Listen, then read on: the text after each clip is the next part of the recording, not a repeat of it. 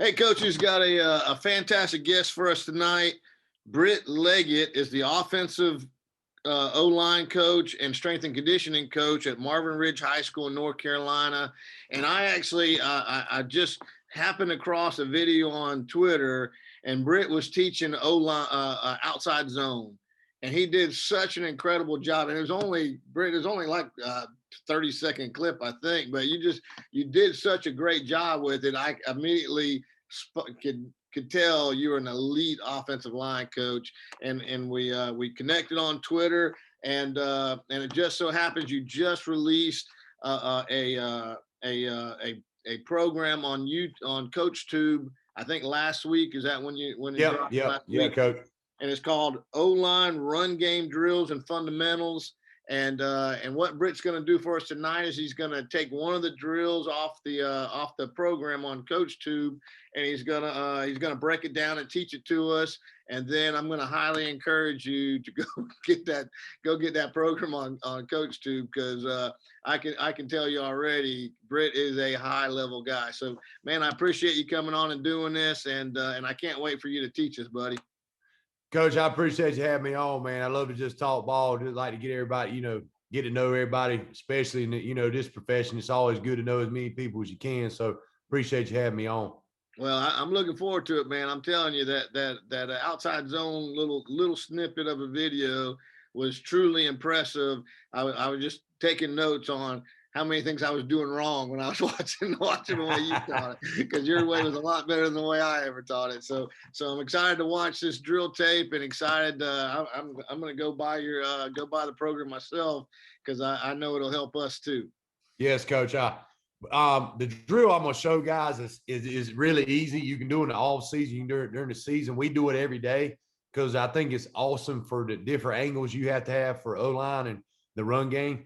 So we set it up, and before I share the screen, it only takes 5 cones. You want to spread them out. And the big thing about what we try to, when we do our angles, and what we try to do is we're trying to create all the angles and put our hips on the angles that we want to go to. And if you buy the CoachTube, of course, the big thing I stress is force through the ground. We want to really, from the opposite foot of where we're going, we want to put force through the ground with that midfoot to heel, not with our toes, because we don't have any power. We can't transition any force or power through our toes, but we really want to drive through our heels and our midfoot. And I try to stress that in this drill, because in the beginning, we'll be in a 3-point stance, and, we'll fire off. We call it north, south, east, west, northwest, northeast, southwest, southeast, kind of how, like on the compass, you got different angles.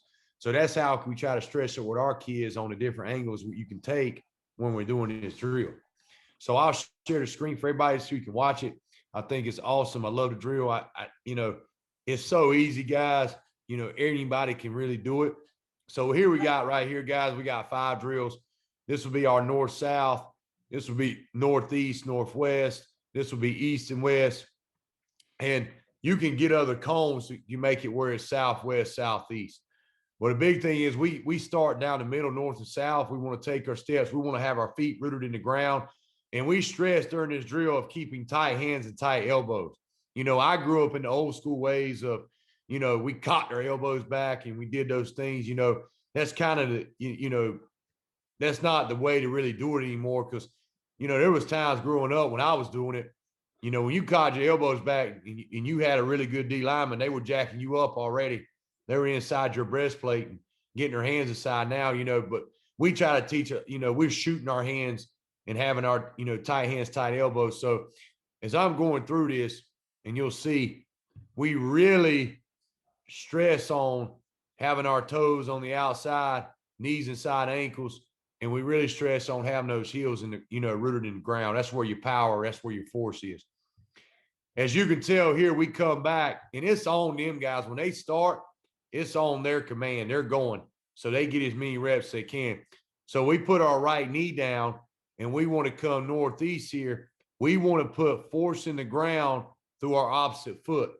So, when I was growing up and, coming up through those days, if you wanted to go right, you tell people to step right. Well, you really didn't have, there was no kind of biomechanical, however you want to say it. So I think the O-line world has changed a lot now. You really want to stress, if I'm going to my right, I want to put force through the instep, through the ground, so I can step and I can get that second foot down, as everybody talks. Like, first step's very important. You know that. But that second foot, if you're not getting it down, you're in trouble. So here we go. We're going at this angle. We're getting them feet in the ground right now. We're trying to get feet rooted in the ground. Then we come back. We put our left knee down. We're putting force in the ground with this foot, with our right midfoot to heel. So we stress that, guys. And, if you see your kids not doing that, you should feel them really getting out with power. I really stress this, guys, and we do this a lot, because the more and more that we stress this in the weight room, we try to transition what we do in the weight room to the field. I think as coaches, sometimes we don't do the best job, and that's including me, because I've been in this profession now for 13 years. I don't think we sometimes translated enough, good enough from the weight room to the field. And so what we try to stress is a great hip hinge. We try to get our hips back. We're trying to put all our power through our glutes and hams. And I really think that really has helped us on getting better up front. Here we are, we're going, east, and then we come west here. But this is an easy drill, guys. And I stress this every day on something we do, especially during the off season. You got time, guys, with skill development. You don't have to have contact.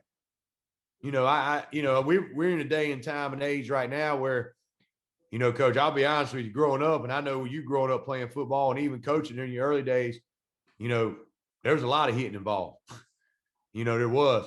Now that, contact's not involved as much, I really think skill development's at an all-time high. You've got to be able to develop kids. You got to be able to know how, stress on what drills can help you that aren't contact drills, and how they can help you succeed more as an individual player and as far as your group, the position group you have. So I really stress this. And, Coach, I'll go even in on this one. This drill right here stresses, putting force in the ground, getting your second foot down, having tight hands, tight elbows. As you can tell right now, as you look at some of these kids we're pressing our hips back. We got really good posture, but we're putting a lot of power through our glutes and hams here. But the one nice thing about this drill, we had the med ball into the board. We're stressing at the end of the drill, at the end of the board.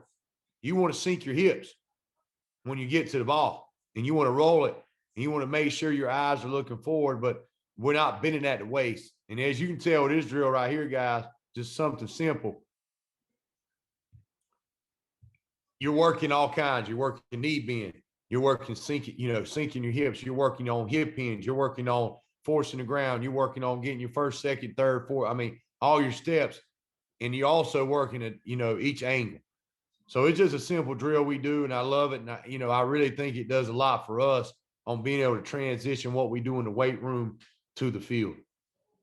And that's, Coach, that's just some, some things I show on what we do in the CoachTube course. And there are other different things we do on the course. I go through, especially the pull progressions. We do open pull step like everybody, how we do our skip pulls. The big thing about how we do things, guys, we use near foot, near shoulder.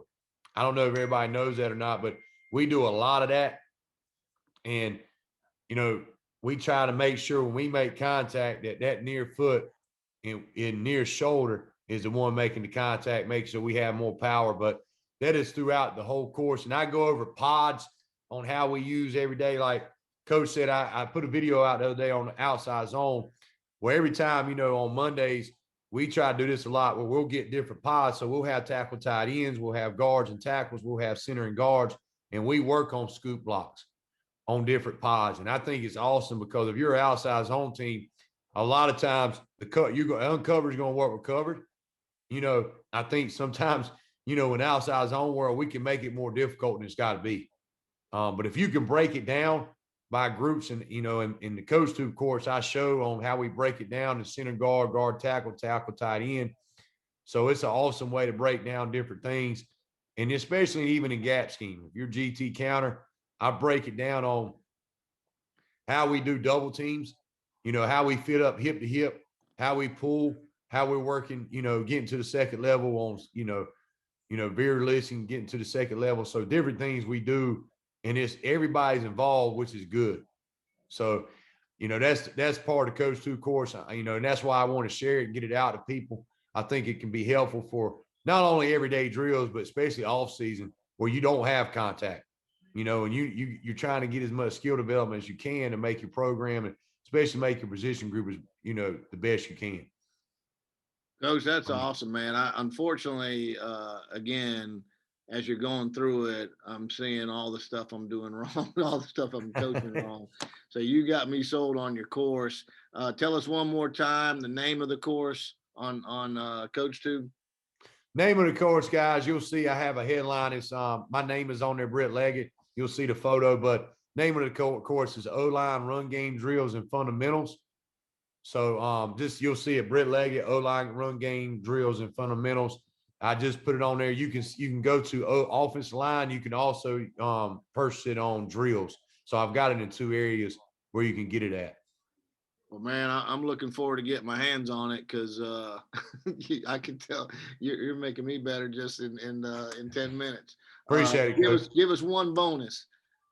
Give us your favorite lift in the weight room that helps offensive line. My favorite lift in the weight room, I would say for offensive line, in my opinion, now this is just my opinion, Coach, and I won't say just one lift because I've got there, but I'll go with 2 lifts. I think RDLs are really good. If nobody knows what RDLs are, here's a couple things it does for O-line. You work on hip hinge, on getting your hips back. You're strengthening your glutes and hams, where a lot of our power should be for offensive line.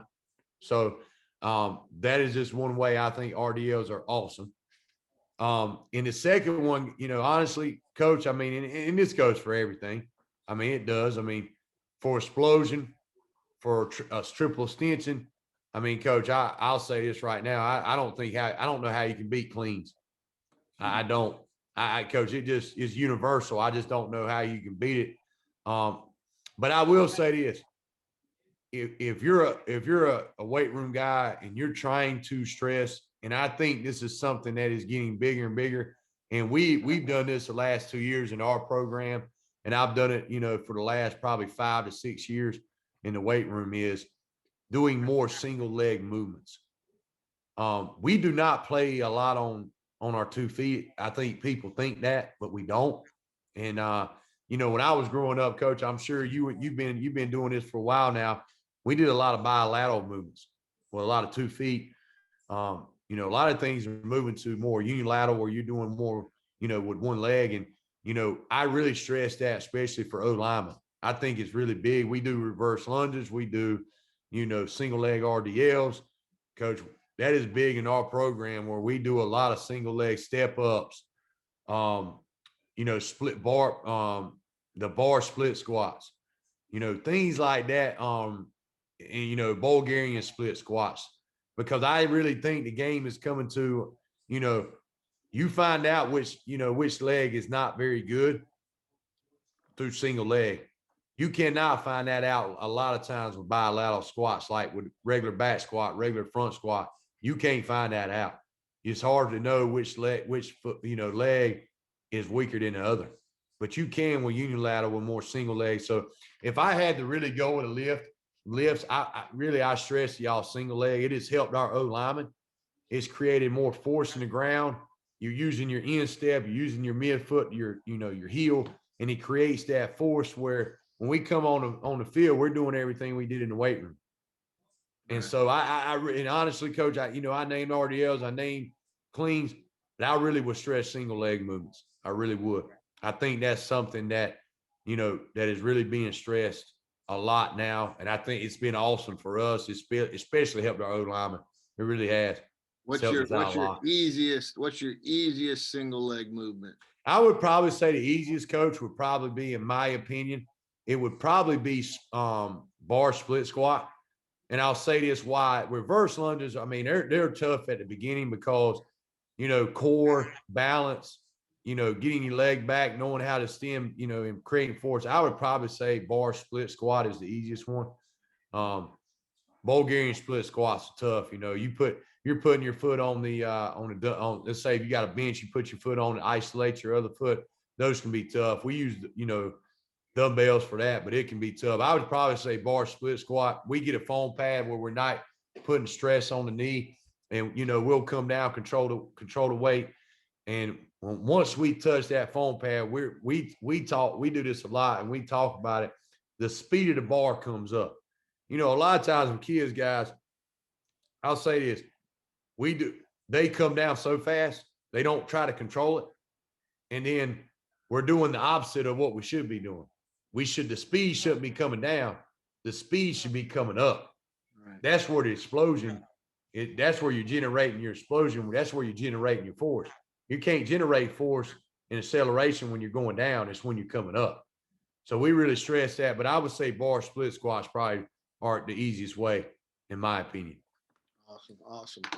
Well, buddy, you did a fantastic job. I can't wait to get my hands on your program on CoachTube, and you taught me a little something in the weight room too. We need to do a lot more of the single leg stuff. We've been doing a little bit, but not near enough. Coach, I appreciate you having me on, Coach. I mean, I appreciate what you do for the football community and coaches, man. This is awesome. Just be able to get on here with you. Well, I appreciate you doing it. You did a great job, man. Thanks, Coach.